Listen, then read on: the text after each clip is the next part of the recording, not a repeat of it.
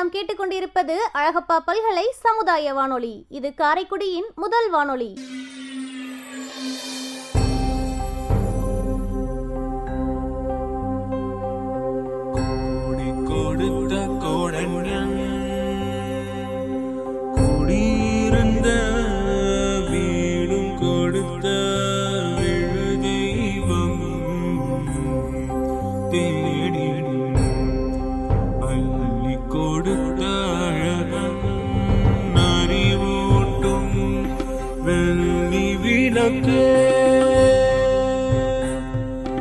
அறிவூட்டும் வெள்ளி விளக்கே, முன் பெரும் தவத்தால் தோன்றி முயன்றாமை காக்கும் வள்ளலே, அன்பிலார் அழகப்பாவின் நரம்பணி போற்றி செய்வோம், பணி போற்றி செய்வோம்.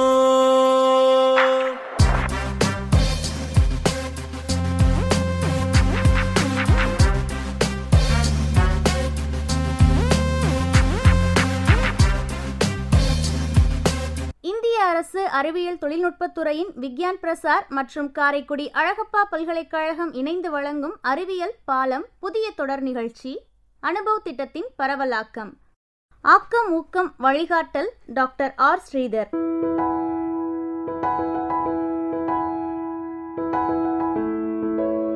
வடிவமைப்பு செயலாக்கம் காரைக்குடி அழகப்பா பல்கலைக்கழகத்தின் சமூக பணித்துறையின் துறைத் தலைவர் மற்றும் பேராசிரியர் KR முருகன் அவர்கள்.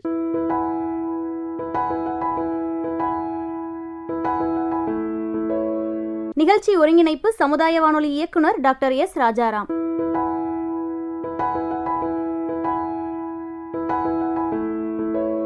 தயாரிப்பு குழு RJ Kamakshi, PL Kaverimanian, S Rosy, M Dhanalakshmi.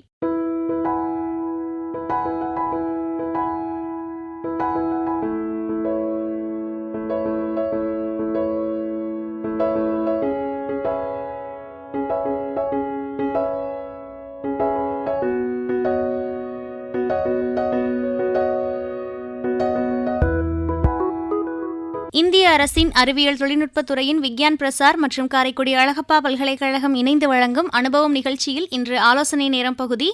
சென்னையில் தனியார் மருத்துவமனையில் பணிபுரிகின்ற எலும்பியல் அறுவை சிகிச்சை நிபுணர் டாக்டர் சவுந்தர் அவர்கள் நம்மிடையே ஆன்றோர்களுக்கான எலும்பியல் சம்பந்தமான விழிப்புணர்வுகளை பகிர இணைகிறார். வணக்கம் டாக்டர். வணக்கம். இந்திய அரசு அறிவியல் தொழில்நுட்பத்துறையின் விக்யான பிரசார் மற்றும் காரைக்குடி அழகப்பா பல்கலைக்கழகம் இணைந்து வழங்கும் அனுபவ் நிகழ்ச்சியில் கலந்து கொள்வதில் மகிழ்ச்சி அடைகிறேன். வணக்கம். என்னோட பேர் டாக்டர் சவுந்தர், எலும்பு முறிவு அறுவை சிகிச்சை நிபுணர், சென்னை. நம்ம இப்போ மூத்த குடிமக்களுக்கான ஆரோக்கியத்தை பற்றி பார்க்கலாம். டாக்டர், இப்போ மூத்த குடிமக்களுக்கு அதிகமாக ஏற்படக்கூடிய எலும்பு சம்பந்தமான நோய் என்ன டாக்டர்? அதை பற்றி கொஞ்சம் பகிர்ந்துக்கோங்க. கவுட்டி ஆர்த்ரைட்டிஸ் அப்படின்னு நம்ம ஆங்கிலத்தில் சொல்லுவோம். கவுட் அப்படின்னா என்ன? நம்ம உடம்புல அன்றாட வாழ்க்கையில நம்ம டெய்லி எடுத்துக்கிற உணவுல புரோட்டீன், கார்போஹைட்ரேட், ஃபேட் அந்த மாதிரி நிறைய இருக்கு. அதில் புரோட்டீன் நம்ம நிறைய எடுத்துக்கிட்டோம் அப்படின்னா இந்த மட்டன், சிக்கன், முட்டை அந்த மாதிரி வகைகளில் புரோட்டீன் நிறைய இருக்கு. மஷ்ரூம், பன்னீர், கீரை வகைகள் அதுலலாம் புரோட்டீன் நிறைய இருக்கு. அந்த புரோட்டீன் வந்து நம்ம உடம்புல உள்ளார போகும்போது அது மெட்டபலைஸ் ஆகும். அது மெட்டபலைஸ் ஆகும்போது அது யூரிக் ஆசிடாக கன்வெர்ட் ஆகும். அந்த யூரிக் ஆசிட் வந்து நம்ம உடம்புல இந்த கிட்னிஸ் வெளியில் அனுப்பிச்சிருச்சு, யூரின் வெளியில் அனுப்பிச்சிருச்சு அப்படின்னா பிரச்சனை இல்லை. மூத்த குடிமக்களுக்கு அந்த கிட்னி வந்து அவ்வளோ ஸ்ட்ராங்காக செயல்படாது. ஸோ அப்போ யூரிக் ஆசிட் உடம்புலேயே தங்கிட்டு அங்கங்கே ஜாயிண்ட்டில் இருக்கும். அந்த ஜாயிண்ட்டில் இருக்கும்போது அந்த ஜாயிண்ட் அசைவு பண்ணும்போது வலி கொடுக்கும். அந்த வலியும் சேர்ந்து இந்த ஒரு நோய் தான் கவுட் அப்படின்ற மாதிரி சொல்கிறோம். இது வந்து ஈஸியாக நம்ம ட்ரீட் பண்ணலாம். ஃபஸ்ட்டு யூரிக் ஆசிட் செக் பண்ணிவிட்டு உங்கள் பக்கத்தில் இருக்கிற எலும்பு முறிவை டாக்டரை பாருங்க. அவங்க யூரிக் ஆசிட் ஏற்ற மாதிரி மாத்திரைக்கு தருவாங்க. மாத்திரையிலே நம்ம இதை குணப்படுத்தலாம். ஃபால் ப்ரிவென்ஷன், அதாவது நம்மளுக்கு கீழே விழுந்தோம்னா நம்மளுக்கு அடிப்படுது, அடிப்பட்டா நம்மளுக்கு எலும்பு முறியுது, அதுக்கப்புறம் நம்ம வைத்தியம் பார்க்குறோம். அது வந்து அடிப்பட்டதுக்கு அப்புறம் வைத்தியம் பார்க்குறோம். ஆனால் prevention is better than cure. வரதுக்கு முன்னாடியே நம்ம எப்படி அதை தவிர்க்கலாம், அதுதான் ஃபால் ப்ரிவென்ஷன். கீழே விழுகிறத தடுக்கிறது. இது சின்ன சின்ன மெஷர்ஸ் தான். இது நீங்க வீட்டில் எடுத்துக்கிட்டீங்கன்னா நல்லா ஆரோக்கியமா இருக்கலாம், விழுகிறத தவிர்க்கலாம். ஓகே. வீட்டில் யூஸ்வலாக கார்பெட் ஃப்ளோரிங் இல்லை சாஃப்டான கிளாத் வச்சு ஃப்ளோரிங் இருந்தது அப்படின்னா கீழே விழுந்தாலும் அது வந்து அப்சர்வ் பண்ணிக்கும் எனர்ஜி. அதனால நம்மளுக்கு அவ்வளோ அடி உடம்புல படாது. அதுக்கப்புறம் பாத்ரூம் அந்த மாதிரி இடங்கள்லாம் கைப்பிடி நிறைய வச்சுக்கிட்டீங்க அப்படின்னா அந்த கையை பிடிச்சி நீங்கள் எந்திரிச்சு உட்காரும் போதோ இல்லை எந்திரிச்சு நடக்கும் போதோ உங்களுக்கு நல்லா கிரிப்பாக இருக்கும், விழுக மாட்டீங்க. அதுக்கப்புறம் எக்ஸசைஸ், ரெசிஸ்டன்ஸ் எக்ஸசைஸ் அப்படின்னு சொல்லுவோம். அதாவது நம்ம உடம்ப ரெசிஸ்ட் பண்ணி நம்மளே எக்ஸசைஸ் பண்ணணும். இதில் சில வகைகள் இருக்கு. அந்த மாதிரியான எக்ஸசைஸ் பண்ணோம்னா நம்மளுக்கு மசில் வந்து நல்லா ஸ்ட்ராங் ஆகும். சதை வந்து நல்லா பலமடைகிறதுனால நம்ம கீழே விழுகும் போதோ நம்ம சதை வந்து எல்லா இதுவும் எடுத்துக்குமே தவிர எலும்புக்கு எந்த விதமான இதுவும் போகாது. அதுக்கப்புறம் ஒருவேளை இந்த மாதிரி மெஷர்ஸ்லாம் எடுத்து விழுந்துட்டோம் அப்படின்னா விழுந்ததுக்கு அப்புறம் நம்ம என்ன பண்ணணும்? ஃபர்ஸ்ட் பயப்படக்கூடாது. நீங்க பயந்தீங்கன்னா சுத்தி இருக்கிறவங்க இன்னும் பயப்படுவாங்க. RICE, ரைஸ், அதாவது சாதம், ரைஸ். அதை வந்து ஞாபகம் வச்சுக்கோங்க. ஆர் ஃபார் ரெஸ்ட், ரெஸ்ட்னா ஓய்வு எடுத்துக்கணும். அதுக்கப்புறம் ஐஸ், ஐ ஃபார் ஐஸ். ஐஸ்னா ஃப்ரீசர்ல இருக்கிற ஐஸ் கட்டிகளை ஒரு துணியில மடிச்சு நம்ம வந்து அந்த அடிப்பட்ட பகுதியில ஒரு இதமா நம்ம கொடுக்கணும். அது என்ன பண்ணும் அப்படின்னு பாத்தீங்கன்னா ரத்த ஓட்டத்தை அந்த இடத்துல வந்து கம்மி பண்ணும். ரத்த ஓட்டம் கம்மி பண்றதுனால அந்த இடத்துல வீக்கம் அவ்வளோ ஆகாது. அதுக்கப்புறம் சி ஃபார் கம்ப்ரெஷன். ஒரு இதமான துணி எடுத்துட்டு ஒரு இதமா நம்ம சுத்தணும். அதனால டைட்டா சுத்தக்கூடாது. நம்ம இதமா சுத்தணும்னா அந்த இடத்துல வீக்கம் வராம அதை தவிர்க்கும். அதுக்கப்புறம் இ ஃபார் எலிவேஷன். நம்ம காலை வந்து நல்லா தலானி வச்சு நல்லா தூக்கி வைக்கணும். காலில் அடிபட்டுச்சு அப்படின்னா, இல்லை கையில் அடிபட்டுச்சுன்னா கையை நல்லா தூக்கி வைக்கணும் ஒரு தலானி மேல. அந்த மாதிரி தூக்கி வச்சிங்கன்னா இந்த கிராவிட்டினால அந்த விரலுக்கோ ரத்த ஓட்டம் அவ்வளோ போகாம மேலே வந்து நல்லா வீக்கம் வராம தவிர்க்கும். இதை பண்ணிட்டு அதுக்கப்புறம் ஃபர்ஸ்ட் எய்டுக்கு பக்கத்தில் உள்ள டாக்டரை போய் பார்க்கணும். அதுக்கப்புறம் மோஸ்டா நம்ம பெரியவங்களுக்கு அடிபட்டுச்சு அப்படின்னா மணிக்கட்டில் அடிபட்டுச்சு அப்படின்னா கீழே விழுகும்போது கையை ஊனி கீழே விழுகும். அந்த மாதிரி கீழே விழுகும்போது அடிபட்டுச்சு அப்படின்னா மணிக்கட்டில் அந்த ரேடியஸ்ன்னு சொல்லுவோம், டிஸ்டல் ரேடியஸ், அந்த இடத்துல அவங்களுக்கு எலும்பு முடியலாம். இதை வந்து நம்ம ஆங்கிலத்தில் கோலிஸ் ஃப்ராக்சர் அப்படின்னு சொல்றோம். இதுக்கு வந்து நம்ம பயப்பட வேணாம். நீங்க வந்து ஒரு ஸ்பெஷலிஸ்ட் போய் பார்த்துட்டு சாதாரண மாவு கட் போட்டாலே இது ஒரு மாசத்துல நல்லா கூடிடும். இது வந்து ரொம்ப காமனா நடக்கிற இன்ஜுரிஸ் இன் ஓல்ட் பீப்புள்.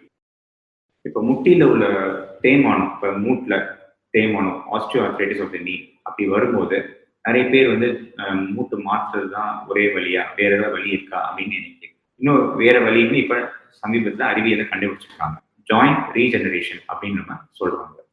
ஜாயிண்ட் ரீஜெனரேஷன் அப்படின்னா என்ன அப்படின்னா முட்டியில உள்ள பசை பழுதடைஞ்சு அப்புறம் மூட்டும் உரசுறதுனால தேய்மானம் வருது.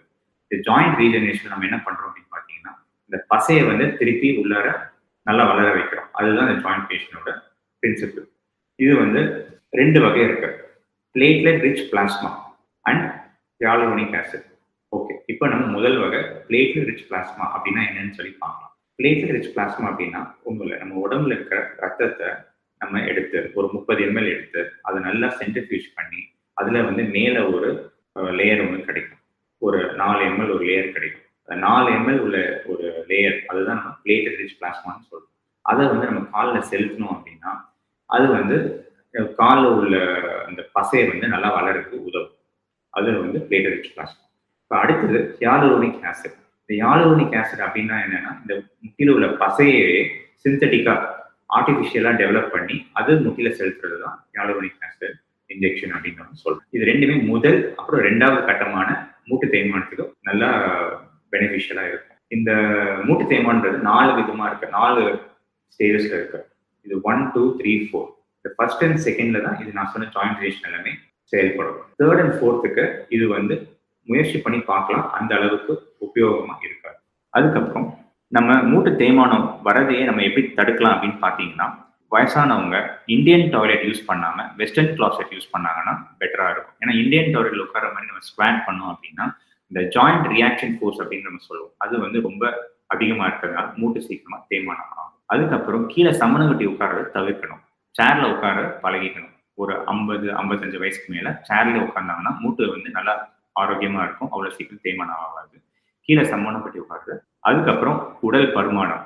இந்த உடம்பு வந்து ஒரு 70 கிலோவுக்கு மேல இல்லை ஒரு 70-75 கிலோக்கு மேலே இருந்துச்சுன்னா அது வந்து பாடி வெயிட் வந்து ஜாஸ்தியாக இருக்குன்னு நம்ம சொல்லுவோம் ஒரு சாதாரண அடல்ட்டுக்கு.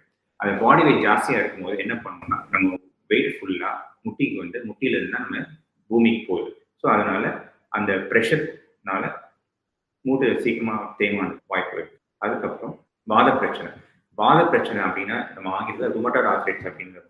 இது வந்து என்ன அப்படின்னு பார்த்தீங்கன்னா it's an auto immune disease. அதாவது நம்ம உடம்புல உள்ள அணுக்களை நம்ம உடம்பு வந்து அயல் நாட்டு அணுக்கள், அதாவது ஃபாரின் பாடி, வெளியில இருந்து வந்திருக்கு உள்ளார அப்படின்னு ஒரு கிருமியா நினைச்சிட்டு செயல்படும். ஸோ நம்ம உடம்புல உள்ள அணுக்களுக்கு எதிராகவே நம்ம உடம்புல உள்ள இது செயல்படுறதுனால அது வந்து நிறைய கிளாட்ஸ் ஃபார்ம் ஆகி அந்த ஜாயிண்ட்ல போய் உட்காந்து நமக்கு பிரச்சனையை கொடுக்குது. இதுதான் நம்ம வந்து ஆட்டோ இம்யூன் டிசீஸ் அப்படின்னு நம்ம சொல்றோம். இதுக்கும் இப்போ வைத்திய முறைகள்லாம் நல்லா அட்வான்ஸ்டாக வந்துருச்சு. அதுக்கப்புறம் முட்டியில சீல் பிடிக்கிறது. சில பேருக்கு எதிர்ப்பு சக்தி கம்மியா இருக்கு, இல்லை சத்தான உணவு எடுத்துக்கல, இல்லை நம்ம சுகாதாரம் சுத்தமா இல்லை, நம்மளோட என்விரான்மெண்ட் சுத்தமா இல்லை அப்படின்னா நம்மளுக்கு இன்ஃபெக்ஷனுக்கான சான்சஸ் ஜாஸ்தி. அந்த மாதிரி ஒரு இன்ஃபெக்ஷன் தான் மேபி டியூபர்குலோசிஸ், இல்லை சாதாரண இன்ஃபெக்ஷன் எதுனாலும் முட்டியில போய் உட்காந்துச்சு அப்படின்னா அந்த முட்டியை தேய்மானம் ஆகிறதுக்கு வாய்ப்பு ஜாஸ்தி. இதெல்லாம் நம்ம எப்படி தவிர்க்கலாம் அப்படின்னு பார்த்தீங்கன்னா நல்லா வாக்கிங் பண்ணணும். டெய்லி வாக்கிங் பண்ணால் முட்டிக்கு ரத்த ஓட்டம் அதிகமாக இருக்கும். அதனால அந்த இன்ஃபெக்ஷன் மற்ற வகையான டிஷ்யூஸ் எல்லாமே நல்லா ஹெல்த்தியாக இருக்கும், இன்ஃபெக்ஷன் வர விடாது. சரிங்க டாக்டர். இப்போ வந்து நம்ம நடக்கும்போதோ இல்லை ஏதோ ஒன்று வேகமாக ஓடும்போதோ டக்குன்னு ஏதாவது ஒரு வேலை பார்க்கும்போது நம்மளோட கால் வந்து டக்குன்னு ஸ்லிப் ஆயிரும். ஒரு பாத்ரூம் போயிட்டு வயசானவங்க வந்தாங்கனாலே வந்து அவங்க வந்து கரெக்டாக வருவாங்களான்னு கேட்டால் எதையாவது ஒன்று பிடிச்சிட்டு தான் வருவாங்க. டக்குன்னு ஸ்லிப் ஆயிடுவாங்க சில நேரத்தில். அப்படி ஸ்லிப் ஆகாமல் இருக்கிறதுக்கு நம்ம என்ன டாக்டர் பண்ணணும்? அதுக்கு ஏதாவது நம்ம நடக்கிறதுல ஏதாவது ஒரு சில வழிமுறைகளை பின்பற்றலாமா? ரெசிஸ்டன்ஸ் எக்ஸசைஸ் அப்படின்னு என்னன்னு பார்த்தீங்கன்னா படிக்கட்டில் நம்ம மேலே முதல் படிக்கல நின்றுட்டு மேலே ஏறி இறங்குறது. ஃபுல்லாக மேலே ஏறுறது கிடையாது, மேலே ஏறி இறங்குறது, மேலே ஏறி இறங்குறது, இதுதான் எக்ஸசைஸ். இதை நீங்கள் அடிக்கடி பண்ணீங்க, ஒரு 2 மணி நேரத்துக்கு 20 வாட்டி பண்ணீங்க அப்படின்னா முட்டியில் உள்ள சதையெல்லாம் நல்லா ஸ்ட்ராங் ஆகும், உங்களுக்கு ரத்த ஓட்டம் இன்க்ரீஸ் ஆகும், இன்ஃபெக்ஷன் எதுவும் இருந்தால் இன்ஃபெக்ஷன் வர விடாமல் தடுக்கும். ஏன்னா எதிர்ப்பு சக்தி அதிகமாகும். அதுக்கப்புறம் நம்ம முக்கியமாக நம்ம போன் விட்டமின் அப்படின்னா என்ன? போன் விட்டமின்றது விட்டமின் டி. இந்த விட்டமின் டி வந்து நம்ம இந்திய கலாச்சாரத்தையும் சரி அவ்வளோ நம்ம சாப்பிட்ற சாப்பாட்டில் அவ்வளோவா கிடையாது. அயல்நாட்டில் இந்த 45 ஃபுட் ப்ராடக்ட்ஸ் கிடைக்கும். அந்த 45ல தான் நமக்கு விட்டமின் டி இருக்கு. நம்ம இந்தியாவில் அது விட்டமின் டி வந்து அவ்வளோ 45 பண்ணி நம்மளுக்கு ஃபுட் ப்ராடக்ட்ஸ் தரது கிடையாது. அதனால நீங்கள் என்ன பண்ணணும் அப்படின்னு கேட்டிங்கன்னா சூரிய வெளிச்சத்துக்கு நம்ம எக்ஸ்போஸ் ஆனால் உடம்புல உள்ள அந்த ஸ்கின்ல உள்ள கொலஸ்ட்ரால் வந்து விட்டமின் டியை கன்வெர்ட். அதுக்கப்புறம் விட்டமின் டி சப்ளிமெண்ட்ஸ் வாரத்துக்கு ஒரு மாத்திரை இல்லை வாரத்துக்கு ஒரு டானிக் 2 வகையாகவும் இருக்கு. அதை வந்து எடுத்துக்கிட்டா ஒரு 3 மாசத்துக்கு வாரத்துக்கு ஒன்று எடுத்துக்கிட்டீங்கன்னா நல்லா அந்த போன் விட்டமின் வந்து நல்லா 30க்கு மேலே இருக்கும், நல்லா ஸ்ட்ராங்காக இருக்கும். ஒரு வேலைக்கு நீங்கள் கீழே சாதாரணமாக விழுந்தாலுமே மூட்டை முறியறதுக்கு, அதாவது எலும்பு முறியறதுக்கான வாய்ப்பு ரொம்ப கம்மி. ஓகே, நம்ம உடம்புல கால்சியம் சப்ளிமெண்ட்ஸ் எடுக்கணும்னு அவசியம் கிடையாது. விட்டமின் டி வந்து நம்ம கரெக்டாக இருந்தது அப்படின்னா கால்சியம் வந்து அது தானாகவே மெயின்டைன் ஆகும். அதுக்கப்புறம் இந்த மூட்டு வலி, கால் வலி, இடுப்பு வலி, கழுத்து வலி இந்த மாதிரியான வலிகளுக்கு ஜென்ரலாக இப்போ வந்து அவங்களே ஃபார்மசிக்கு போயிட்டு வலி மாத்திரையை கேட்டு வலி மாத்திரையை எடுத்துக்கிறாங்க. அந்த மாதிரி தயவு செஞ்சு பண்ணாதீங்க. ஏன்னா அந்த மாதிரி நீங்கள் வலி மாத்திரை எடுத்தீங்கன்னா அவங்க ஃபார்மசி அவங்களுக்கு தெரியாது எந்தெந்த வலி மாத்திரைக்கு எப்படி பிரச்சனைகள் வரலாம் அப்படின்னு. முக்கால்வாசியான வலி மாத்திரைகளுக்கு கிட்னி சைடு எஃபெக்ட் இருக்கு. அதாவது நம்ம ரீனல் டிஸ்ஃபங்க்ஷன் அப்படின்னு சொல்லுவோம். ஸோ இந்த ஏற்கனவே கிட்னி ப்ராப்ளம் இருக்கிறவங்க இல்லை வலி மாத்திரை ரொம்ப நாளாக எடுத்துகிட்டு இருக்கவங்களுக்கு கொஞ்சம் அளவாக பார்த்து தேவைப்படும் போது மட்டும் வலி மாத்திரை எடுத்துக்கோங்க. இல்லை கிட்னியை பாதிக்காம சில வலி மாத்திரைகள் இருக்கு, அந்த மாதிரி வலி மாத்திரைகள் நீங்கள் எடுத்துக்கலாம். சரியா? அதை நீங்கள் ஃபர்ஸ்ட் ஒரு டாக்டர் போய் பார்த்துட்டு அதுக்கப்புறம் நீங்கள் எடுத்துக்கிட்டீங்கன்னா நல்லது.